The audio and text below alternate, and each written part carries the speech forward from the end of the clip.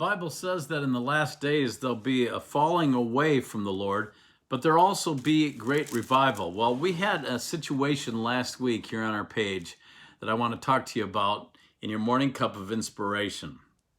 I trust you had a great Resurrection Sunday as we celebrated Easter and the power of Christ raising from the dead so that we could be called into new life. And we were talking about that on our page, on our podcast last week. And for some reason, we had several comments, people who were kind of harassing us, kind of mocking us, saying we didn't know what we were talking about. And one gentleman said that faith is an excuse for something for believing something for which there's no evidence. And I thought, no evidence? There's so much evidence. I went on his page. He looked like a sad guy.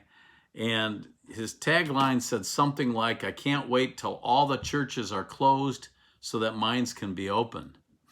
I pray that God opens his mind and his eyes.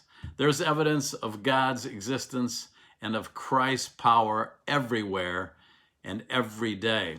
We read in Psalm 19:1 and 2, the heavens declare the glory of God, and the firmament showeth his handiwork. The firmament referring to earth. Day unto day uttereth speech, and night unto night showeth knowledge. There is no speech nor language where their voice is not heard. So the Lord is communicating to us always, and the evidence of his creation by day and by night speaks to us. And then in Romans 1:19 through 22, this talks about people who are so smart that they become foolish. They think that they know everything. You know, the smartest person in the world knows this much compared to God. There is so much to learn. But Romans 1:19 through 22 says, because that which may be known of God is manifest in them, for God has shown it unto them.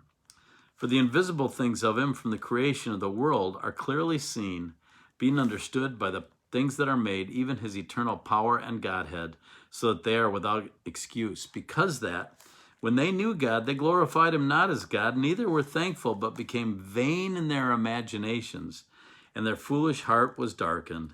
And this verse says it all. Professing themselves to be wise, they became fools.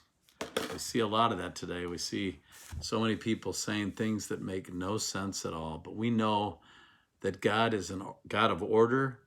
You look at the world and all the systems that are in place and all the laws that exist, and you just see that there is a great mind, a great creator behind it all. But you know, we have to love those people who mock us, who make fun of us. The Lord loved them. When he died on the cross, he said, Father, forgive them. They know not what they do. So let's be his eyes and his ears and his hands and his feet, and let's truly love others, because our time is short. It's not time to play around with God. It's time to be on fire for God.